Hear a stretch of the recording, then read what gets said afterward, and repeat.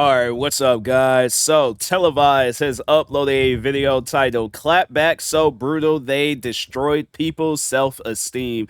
Yeah, bro, there's at times where like you really have to like pick and choose who you argue with, because you'll argue with somebody where it's like they've already, I guess, have broken you down before it has even gotten to that point. It's kind of like when you feel like the heat of an explosion before it finally erupts.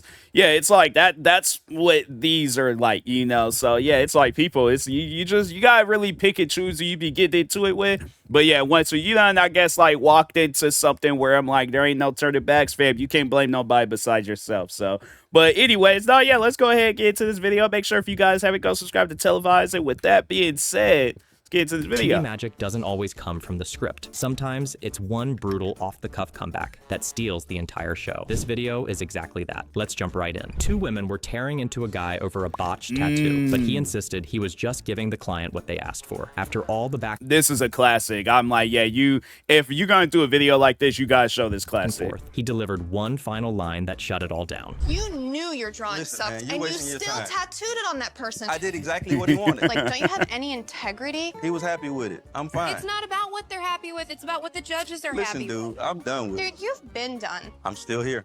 For what? We'll see. Why? Because you just want to be a You're right. Then why the you be in this competition, I'm here. phone face?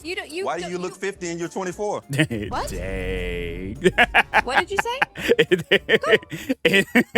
That's the thing. And then it's like when they look over at her, they like, oh wow, like she does look like she could be 49 3/4. It's like, all right, let me just turn my head and not look, because I know if I look, I'm gonna get the laughing. She gonna see, and that's the thing. She gonna be looking around at people to see if they laughing. Yourself, you piece of I will say, you drinking, I would never trust you around my man. Never. Wow. I mean, She don't like, care. thank God you don't have a man to like Wow. in her around. What? Dang. Bill Burr's usually the one dishing out the roasts, but this time he was on the receiving end. And the jab came from none other than his friend Conan. Because I am all over the map, though, I get that I'm a Trumpster.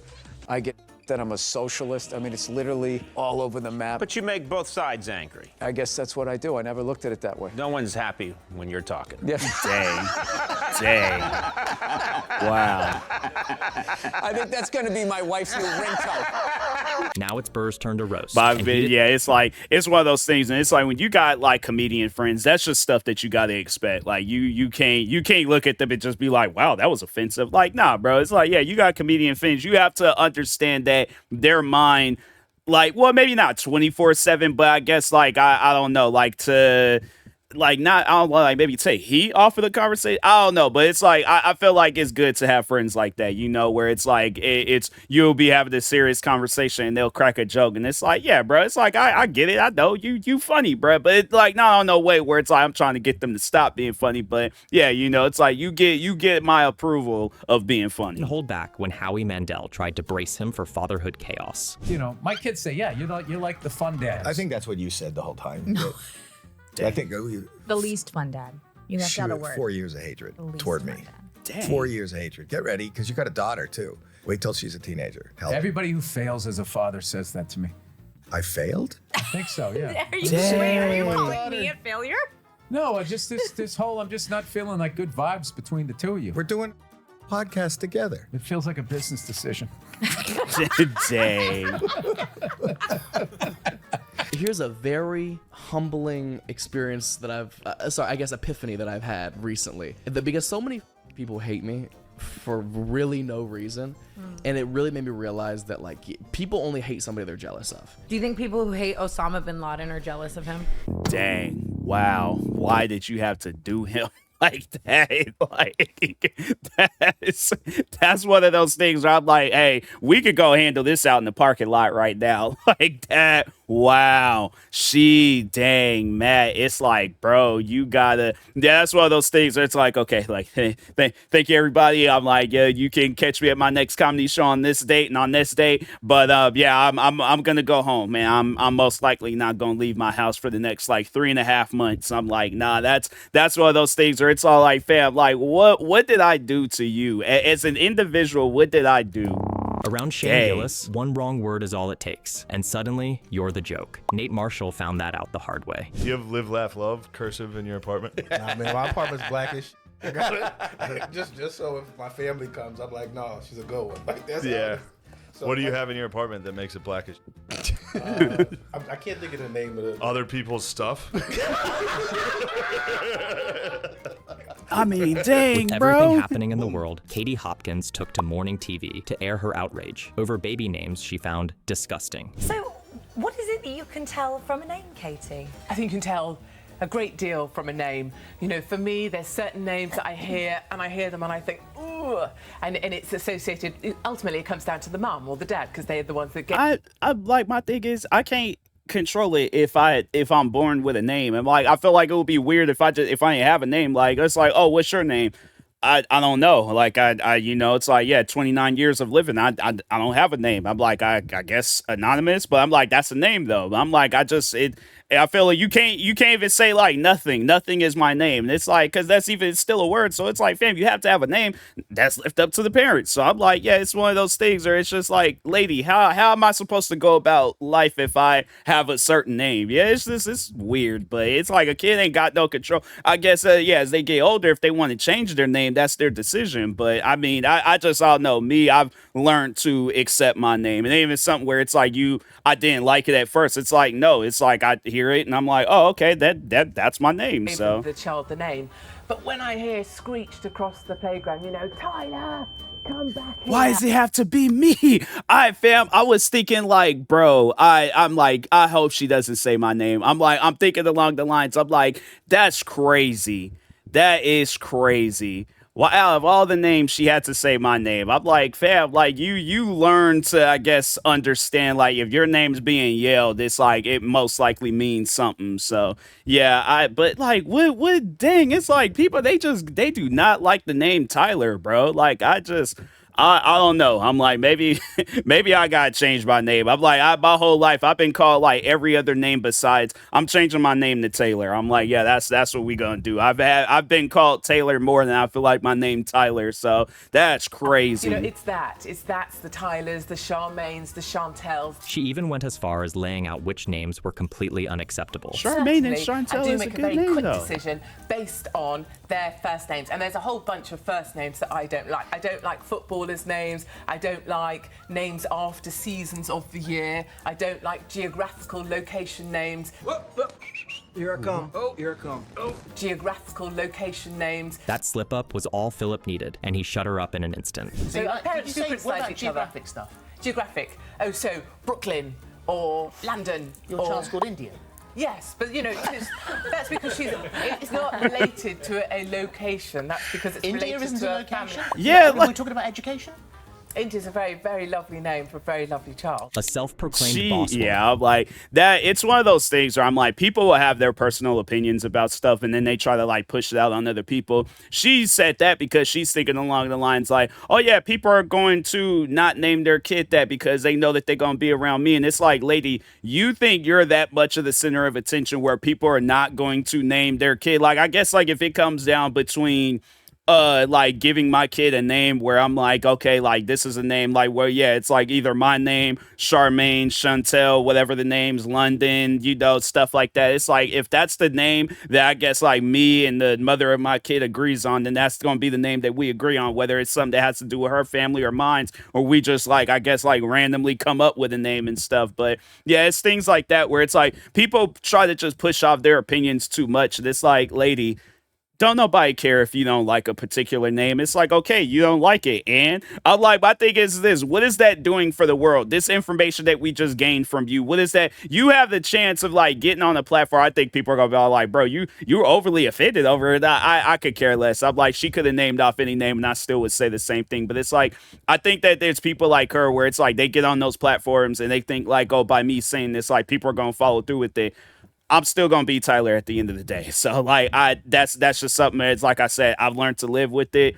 It's things like that where I'm like, it's just people that just they involve their opinions too much. And it's like, lady, you ain't gonna make it that. I mean, yeah, she might be a billionaire, whatever she got going on. I don't know who she is, but yeah, it's like it's one of those things where I'm like, you know, but you ain't gonna make it, I guess, that far in a way where you feel good about your life if you sitting around talking about stuff like that. So, and that's for the Charmaines, the Chantels, and the Tylers. On a podcast to share her struggles finding a man. I mean, I have everything that you could possibly ask for as far as brains, beauty, ambition. I would build my man up to be everything he wants to be in this world. I'm the best investment he would ever make in his life. I've invested in my body. I have a $150,000 body. No one barely touches me. Yes, you can see me on Instagram because I'm paid to do that, but nobody touches me unless a man, yes, does take care of me. I like bosses. I like millionaires. I like someone who's going to mentor me, teach me, and invest in me. So you I probably have a... So my thing is this: what's the point of, I guess, because she says that she's all like, oh, I build up my man and all this other stuff, but it's like, okay, so how could you build up somebody that's already built up? You know, like it's things like that. But I'm like, but then it's like you, I guess, set a standard to where it's like he has to be this, this, and this. And it's like, lady, that it's like, at the end of the day, it's like, do you even know what you want with a relationship? Because it's like you either want a man that you can build up or a man that's already built up. So yeah, it's things like that that confuses me. And I'm like, hey, it's like whatever you got going on with your, you know, relationship goals and stuff. I'm like, hey, that's up to you. But at the end of the day, it's like you need to, like, I guess, like pick who you want, whether it's a guy that's already built up or a guy that's not built up, but then you build them up and then you can live to that first part of who you are rather than just having it where it's like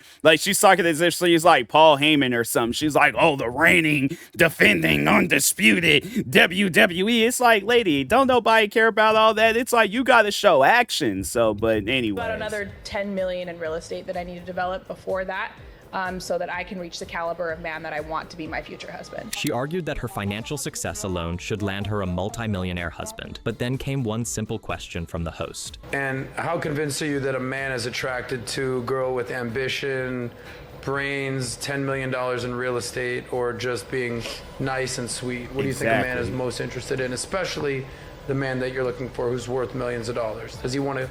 Because it's like you could tell me all that and I'm like, oh, okay, cool. I guess like if you're telling me this to impress me, I'm like, yeah, it is impressive, but it's not like, oh, I now gotta like get down and bow down to you and stuff. I'm like, no, but it's like it's one of those things where it's like, yeah, if there's like a vibe that I can, you know, pick off of you where it's like this is a vibe that I can match with, I feel comfortable and all that, that's gonna be the woman that I get down on one knee and be all like, hey, you want to get married real quick? So okay, obviously don't word it like that. But I'm just saying, I'm like, that's gonna be the woman that, yeah, I get down on one knee and stuff. But her, on the other hand, it's one of those things where I'm like, I think I'm gonna continue on with my conversation. I'm like, okay, that's cool. But anyways, back onto the directions. I'm just trying to figure out where's the nearest McDonald's. Like, that's cool that you got all that going for yourself. I'm like, I guess I can say those same things if I'm talking about my Grand Theft Auto character. Notice how it's one of those things that it's like a person just don't really care about and stuff. So yeah, talk to a person that does care about that stuff. Just boss babe or a nice, compliant, beautiful girl that doesn't give him headaches? What do you think most men like that would prefer? Speaking of Grand Theft Auto, is the least of your problems. I am not a misogynist. Let's go straight. No, he loves come women. on. You deny that? What is the evidence that I am a misogynist? Every single thing you say about women. Name one. Name one. Yeah, it's like just. You ain't got an Cameron answer. Diaz and Kylie Minogue casually discussed how easily men can ask them out. Richard Iowa jumped in with one sharp question, and it left them completely speechless. Can guys ask you out? Yeah. But how? How is that possible? You just ask. What's the ratio of people asking you out to you saying yes? Good question. Great question. In a debate over which profession has the worst fans, Kevin Hart's unexpected angle completely unraveled Steven's argument. People might walk up to you occasionally and they might want to just take a picture with you and say, congratulations, great work. With me, they want to debate. My life is harder. Well, Steven, here's what I want you to realize. A, you're lying. Nobody comes up to you. Dang. Stephen A. Smith does not have one fan. Dang. Not one. There's never been a request for a picture, There's never been a request for a debate. Plus, I guess on top of that, to say it more, because Kevin Hart ain't gonna be serious. But to say it on a more serious note, it's like when you guys sit down and think about the entertainment that you're putting out. When you look at somebody like Kevin Hart, he's putting out entertainment where it's like, yeah, a person will walk up and just be like, hey, you motivated me to get into comedy, or it's like, hey, you got a good thing going for yourself. Stephen A. Smith, on the other hand, when it's like when you look at him and the entertainment that he puts out, you put debatable entertainment where it's like, yeah, people are going to come up to you and want to debate with you about stuff. But I guess like with Kevin Hart, if there is ever a time where somebody is debating with them on something, it's going to be something where they can both laugh about. But I guess like if it's somebody that's being dead serious, they just trying to seek problems and stuff. So, but yeah, with you on the other hand, it's like I think people just more so if they come up to Stephen A. Smith wanting to debate, they're probably doing it for content. So it's like, oh, hey, look, I just had a debate on, outside of, I'm trying to think, some high like Gucci or, some store or something debating Stephen A. Smith. And this, I don't know. First name that came to mind was JCPenney's. And I'm like, Stephen A. Smith ain't shopping at no JCPenney. So I'm like, let me think of another store. But anyways, but yeah, it's like, it really depends on the character that you put out there. So if you put out a debating character, then yeah, that's what you're going to get. But if you put out a character where people are like laughing at the jokes that you say, then it's like, yeah, that's what people are going to, I guess, want to see, like, when they do see you and stuff, so. Why are you so guarded with you? I just want to say something. I think transgender... Say something. You haven't shut up for 20 minutes. Dang. It's not every day an actor actually knows the science they're portraying. And when a reporter doubted Mayim Bialik, he painfully found out just how real her knowledge was. So, being on the Big Bang Theory, how many people, not that you aren't a genius, but how many people think that you can solve calculus at the drop of a hat? I actually was trained in calculus for several years. Yeah, I'm a neuroscientist, so... Yeah, I believe that. I'm like, that ain't some stuff. Because I remember when it was Jeopardy was because when they was like looking for a new host after I think it was when Alex Trebek had passed away. But they had her, so that's why I kind of was doing some research. Fun fact, she was one of the kids, if you guys have seen that movie, but she was one of the kids in the movie Pumpkinhead, them ones that came up in the truck. And yeah, it was like those, not like the ones with the dirt bikes, but it was like the other kids and stuff where I think they was like helping the main character, and he was, spoiler alert, but he was trying to get his son to be okay or something. But yeah, she was one of those kids in the truck.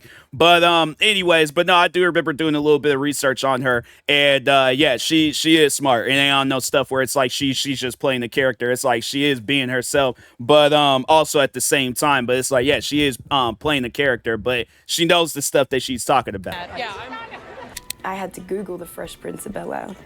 I didn't know what it was. I remember this. The only reason that you're saying that is because I slept with your mother. What many don't know. Yeah, I can't remember the name of that movie that they did together, but yeah, it was like one of those. No, actually, I think that was up for Suicide Squad. No, I was thinking of another movie. But no, yeah, that was for, I believe that was for Suicide Squad. But yeah, that was a pretty good. It's like this like sit down thing where they just throw insults at each other. It's a good series. But anyway. That Conan O'Brien studied literature in college. Jennifer Garner didn't know either. And let's just say she found out the hard way. But there's a time when you snuck into the room to see what the... I sneaked into the room. Snuck isn't a word, Conan. And you went to Harvard and you should know that. What?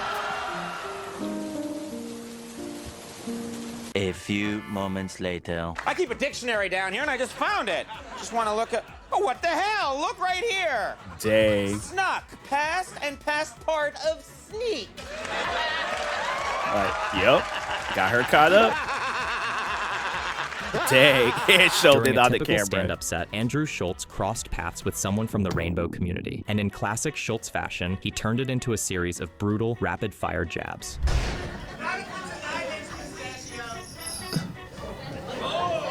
Did you just turn gay in the middle of your sentence? I know, who calls somebody pistachio? Not if it's a 9-inch pistachio.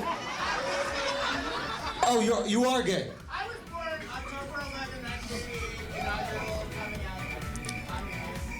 Oh, really?